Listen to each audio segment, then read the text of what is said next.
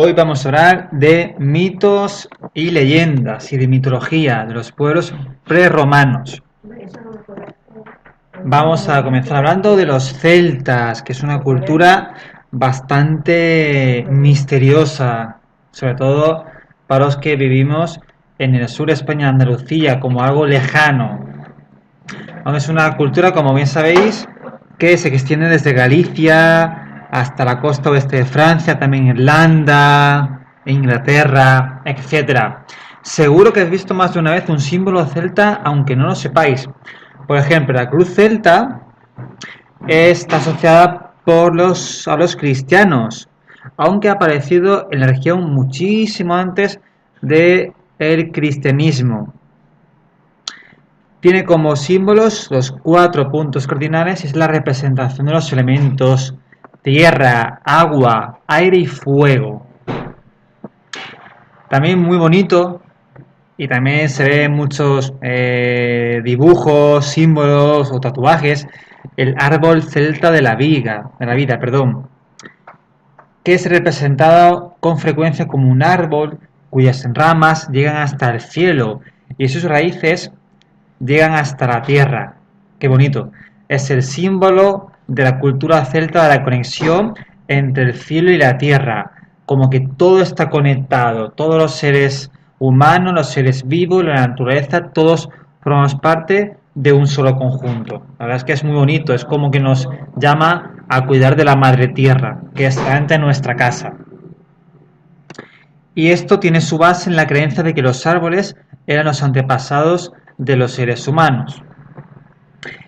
Y también comentaros el trisquele, que es uno de los símbolos de origen irlandés más antiguos y hay muchísimos tipos y muchas representaciones. Esto sí que se ve muchos colgantes, amuletos, collares. Representa la creencia de la población celta en la tríada, ¿vale? En tres, la unión entre la muerte, la vida y el renacimiento. Fijaos también qué bonito, ¿no? Parece ser que los celtas en ese sentido creían en una vida más allá, ¿no? En un renacimiento. No sabemos si en forma de ser humano o de espíritu. También está asociado a la divinidad de las mujeres.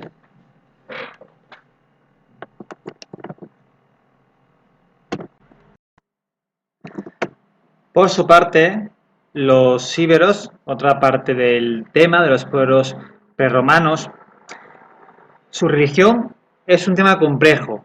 Por lo general, se piensa que sus creencias más primitivas estaban centradas en la adoración a los elementos de la naturaleza, cerros, cuevas, donde llegaban a ofrecer sacrificios y demás productos a seres suprahumanos, los cuales eran símbolos sagrados en estrecha relación con los ritos funerarios que realizaban.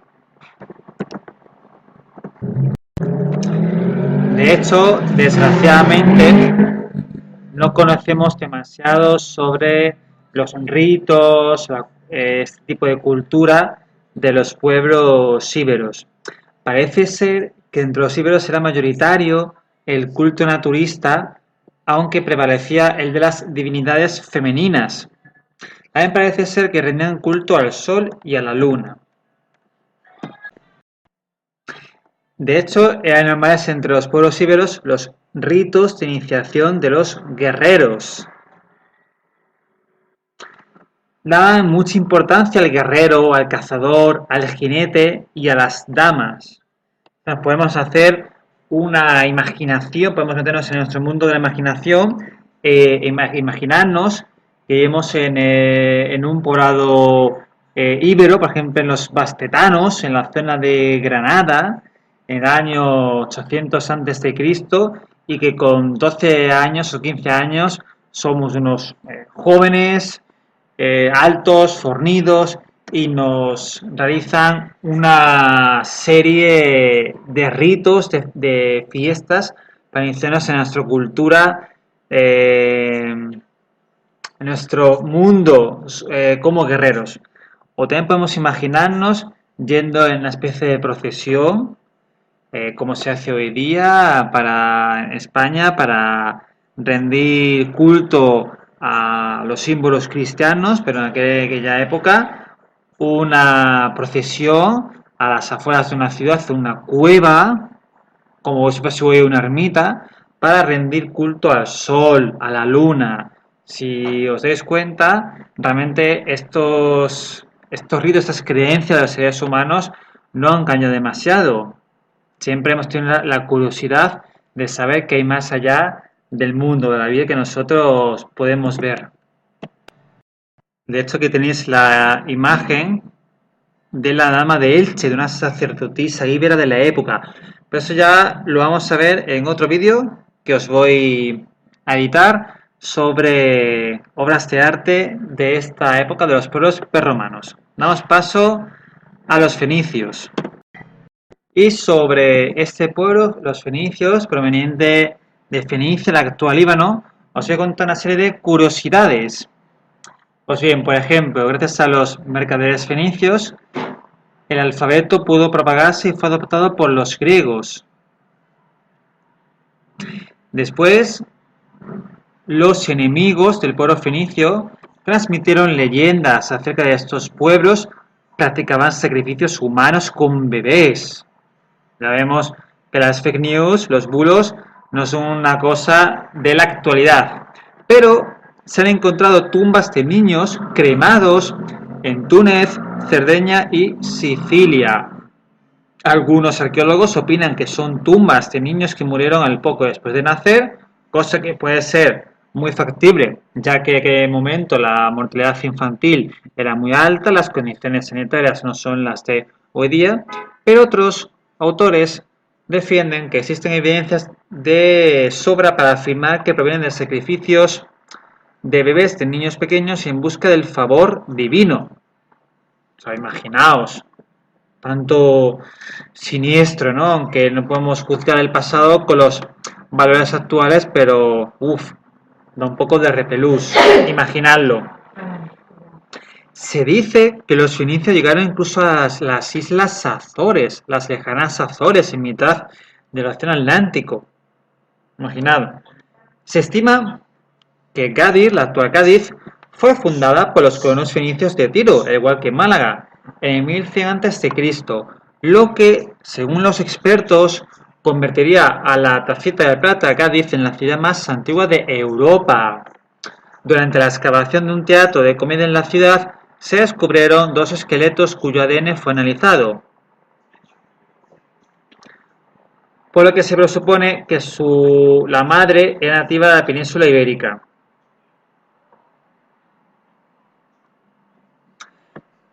Hoy día, solo el 1% de los pobladores europeos tiene un haplogrupo, es decir, tiene, digamos, un parentesco de esta época.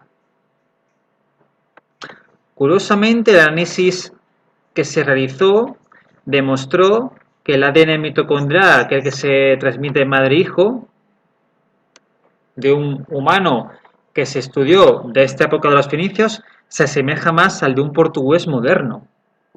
Bueno, lo que nos quiere decir esto es que evidentemente estos fenicios dejaron su semilla, su legado, y evidentemente la genética se va, digamos, va continuando.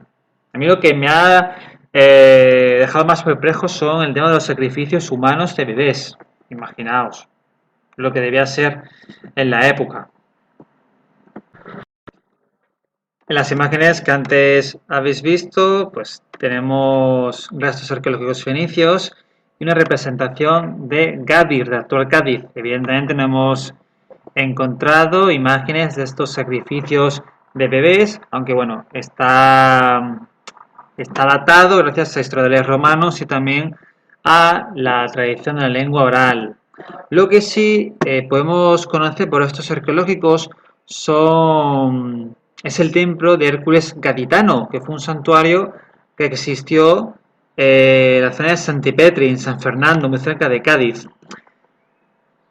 También conocemos por estatuillas que se han encontrado en esa zona el culto al dios Melkart como uno de los más importantes, incluso habría existido un templo en la ciudad de Cádiz. Hércules, que después sería conocido por la leyenda de que con sus brazos separó, puso dos columnas entre África y Europa y separó las aguas creando el estrecho de Gibraltar. De hecho, es el símbolo del escudo de la Junta de Andalucía. Bueno, de la bandera andaluza más bien. La siguiente civilización es una de las más misteriosas porque apenas conocemos nada de ellas. Por eso también quizás sea una de las que más llama la atención, de las más evocadoras, es Tartessos, que se situó entre la zona de la campiña del Guadalquivir, Valle del Guadalquivir, la zona de Huelva, entre el Tinto y el Odiel, e incluso llegando al sur de Extremadura.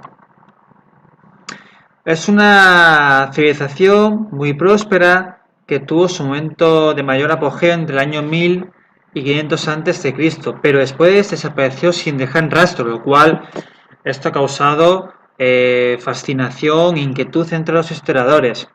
Los viajeros griegos fueron los primeros en recabar información sobre Tarsis, la ciudad principal, aunque según el Antiguo Testamento fue Salomón el que se benefició del comercio con la ciudad, que tenía oro, plata, marfil.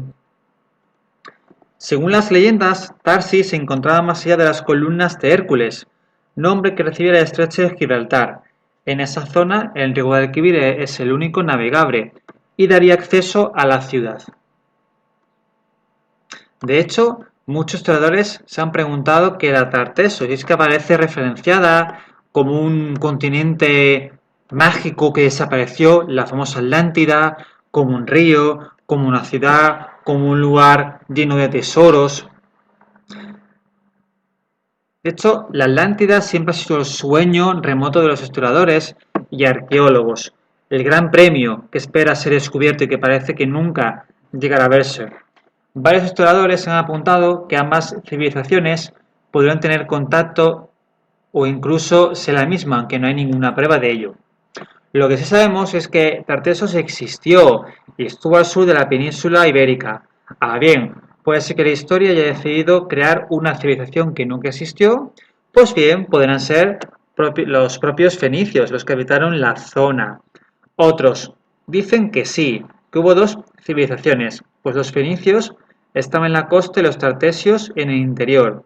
A pesar de ello, la unión entre ambas culturas fue tal que hace imposible distinguir los restos arqueológicos. De hecho, son preciosos los restos que conservan hoy en el Museo de Arqueología de Sevilla, el Tesoro del Carambolo, unos brazaletes colgantes de oro, que llama muchísimo la atención. Por lo tanto, es un pueblo, digamos, mágico que desapareció casi sin dejar rastro, lo cual hoy en día pues hay un montón de leyendas, de mitos acerca de la misma. De hecho, si os fijáis en estas obras de arte, fijaos la anterior imagen, la del Tesoro del Carambolo, que es la más representativa de arte tartésico, tuvieron que tener un poder muy, muy importante para producir estas obras de arte en la época llenas de oro. Pero bueno, es un misterio que nunca sabremos, o quizás sí, si algún día descubrimos restos arqueológicos que nos den nueva luz sobre este misterio de una civilización tan importante y que de repente se diluyó y desapareció. Por último, vamos a hablar de quizás el hombre, el militar, el político más importante y más conocido del pueblo cartaginés. Hablamos ni más ni menos de Aníbal, el famoso general, estadista, político cartaginés. Corría el siglo III a.C. y Cartago era una gran potencia del Mediterráneo. Había llegado a la península ibérica, dominaba el norte de África, lo que hoy sería la zona de Túnez y el norte de Argelia, y creó una de las ciudades más importantes de la época en el Mediterráneo, Cartago Nova, la actual Cartagena. Sin embargo, Roma, que nació siglos atrás como una pequeña ciudad, en las 7 colinas, una monarquía, luego república, empezó a extender sus dominios. ¿Qué ocurrió? Que cuando dos potencias tienen interés en el mismo lugar, por el mismo sitio, en las mismas riquezas naturales, suele haber conflicto, al menos así lo dice la historia. Y esta es la historia de Aníbal. Amplió las conquistas de Amílcar, su padre, en la península ibérica, y condujo sus ejércitos a través de los Alpes para atreverse a hacer lo más difícil, imponer su criterio y su fuerza a la ya importantísima República Romana. Durante la Segunda Guerra Púnica, que enfrentó a los cartagineses y a los romanos, debido a las derrotas que infringió a la República Romana, estuvo a punto de cambiar la historia. Imaginaos que Aníbal hubiese logrado tomar Roma, de allí con sus famosos elefantes, sus tropas, sus jinetes, sus caballos. ¿Qué hubiera pasado? ¿Qué hubiera sido la historia si nunca hubiera existido Hitler? ¿O si nunca hubiese existido el Imperio Romano? ¿O Grecia? ¿Qué hubiera pasado? Pues obviamente nunca lo sabremos. Lo que sí conocemos es la historia de Amílcar y de su hijo Aníbal. Aníbal fue elegido gobernador del territorio cartaginés en la península ibérica, tiene un gran poder, solo con 26 años. A pesar de la negativa del Senado cartaginés, poco favorable a su idea, un tanto loco, un tanto estrambótica, y que requería mucho dinero y soldados, el joven general dijo, pues voy a continuar la expansión de mi padre, su objetivo, y voy a ir a por Roma. Entonces se le ocurrió la loca idea de ir conquistando tribus hacia el norte de la península ibérica, cruzó el Tajo, se impuso a los Bacceos, el pueblo celtíbero, llegó a Sagunto, ciudad aliada de Roma, que Roma sabía que era interés de los cartagineses, fue un poco utilizada como conejillo de indias, provocando el inicio de la Segunda Guerra Púnica. Y aquí llega la hazaña. Aníbal cruzó los Pirineos, donde se unieron los galos. ¿Os acordáis de los galos, Asterix, Obelix? Pues los galos. Con 90.000 hombres, 12.000 jinetes, 40 elefantes, tardó 36 días en cruzar los Alpes, una de las marchas militares más conocidas y célebres de todos los tiempos, que la historia lo ha escrito como en un tono legendario. También hay que decir que cuando se cuentan estas historias se mezcla leyenda, mito, realidad, a veces también se exagera, de hecho muchas veces se exagera. Y también hay que tener en cuenta que las guerras también suponen destrucción, aunque nos llamen de curiosidad. Se produjeron emboscadas en las montañas, la falta también de comida y la nieve provocaron que muchísimos hombres y caballos no llegasen a su término. Aún así, Aníbal continuó su travesía hacia la península itálica, ya con un ejército diezmado y casi sin moral. Aníbal perdió un ojo y el único elefante había sobrevivido. Aún así, logró rehacer a sus tropas, a sus huestes, y tras vencer a los romanos en varias batallas, logró situarse muy cerca de Roma, muy cerca. Y aquí llegó el momento cumbre. Pero Aníbal no logró capitalizar esa victoria. El Senado cartaginés le seguía negando los refuerzos y decidió no atacar Roma. ¿Qué hubiera pasado si lo hubiera hecho? Y se retiró a otra ciudad, a Capua. Sin embargo, sus refuerzos no llegaban. Y su hermano Asdrúbal, que iba a socorrerlo con 50.000 hombres, murió derrotado. Finalmente, dio por perdida esta empresa y volvió a Cartago después de 36 años de ausencia. Ya era otra persona totalmente diferente. Fue vencido por Escipión el Africano, el célebre militar romano. Finalmente pudo retirarse, eso sí, vivo a Cartagena, pero a Cartago Nova, a su tierra, destacando la recuperación de su ciudad económica y su talla como estadista. Y aquí acabó un momento cumbre de la historia, con el famoso Aníbal cruzando los Alpes a lomos de un elefante. Una hazaña que muchas veces se puede ver en películas, en libros, en cómics. Bueno, con esto doy por finalizado este capítulo sobre leyendas y mitos de estos pueblos romanos. Hay muchísimos más que podéis buscar, como por ejemplo la heroica resistencia del pueblo celtíbero de Numancia, que logró replegarse y defenderse durante meses y meses tras sus murallas ante el ataque del poderosísimo ejército romano, y otras leyendas más. Espero que os haya gustado y podéis ver más vídeos en mi canal de YouTube, y también podéis entrar en mi página web eneasmorenohistoriageografía.wordpress.com. Ahí tengo colgados esquemas, imágenes, recursos que os vendrán muy bien, a buen seguro, para vuestras asignaturas de historia y geografía, para la ESO y bachillerato, en vídeos que voy colgando en YouTube y en esta página web. Un saludo y que tengáis un buen día. Se me olvidó comentaros que en Cartagena, la heredera de Cartago Nova, podéis asistir a una recreación espectacular de romanos contra cartagineses, una recreación histórica realmente muy recomendable y que es fiesta turística de interés internacional. Os dejo algunas imágenes, una fiesta a la que seguro que si vais os encantaría, muy recomendable. Y ahora sí, pongo punto final a este programa de hoy. Un saludo y buenos días.